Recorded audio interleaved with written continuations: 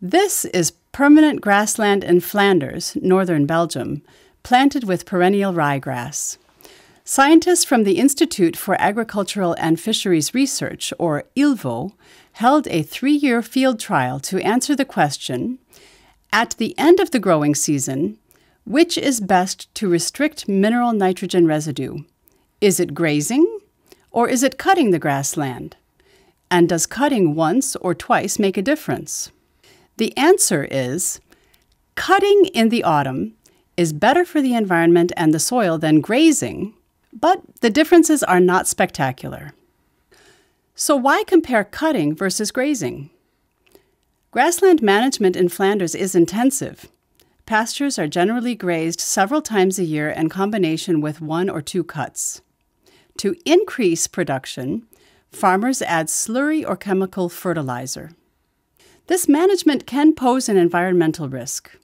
Mineral nitrogen can accumulate in the soil. A part of this nitrogen is nitrate nitrogen, and this can leach out of the soil into surface and groundwater.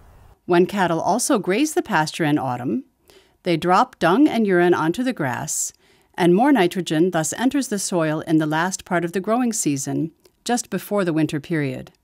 If we replace grazing by cutting, this will be prevented. On the other hand, we think that by cutting the grass, the nitrogen concentration in the soil profile will be reduced, as well as the risk for nitrogen leaching into ground and surface water. How did the researchers actually quantify the difference in nitrate, ammonia, and total mineral nitrogen content in the 0 to 90 centimeter soil horizon in cutting versus grazing, starting from the 1st of September till the end of the growing season? During each of 3 years, they examined 9 parcels under mixed management on intensive dairy farms. The pastures were grazed by dairy cows in production and heifers. Per pasture, 3 enclosures of about 40 square meters were set up to prevent grazing on that piece.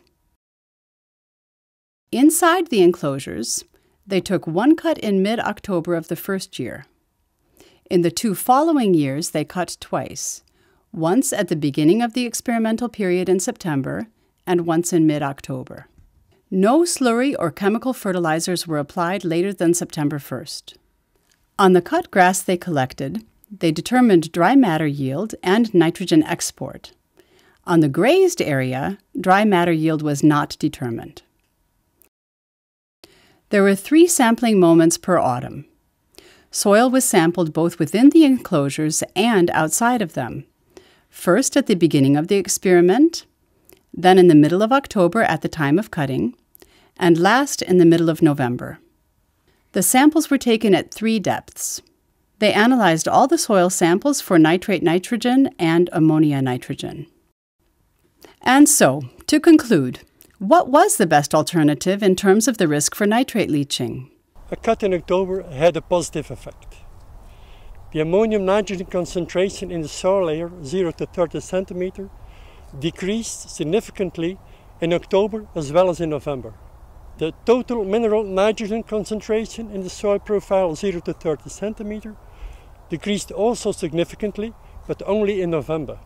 About the nitrogen concentration, but surprisingly and contrary to literature, we found no effect, at least no significant effect.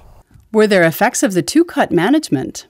No, there were no significant effects on nitrate nitrogen, ammonia nitrogen, or total mineral nitrogen content in the soil in comparison with a single cut. It's important to note that sampling on grazed land did pose some difficulties. Grazing cows excrete dung and urine, which both contain nitrogen, in a very heterogeneous way in space and time. This got in the way of getting a representative sampling process. There was also variability between the 3 measurements per treatment and between sampling periods. This variability made it difficult to observe significant differences. But, despite these difficulties, the final conclusions are still reliable.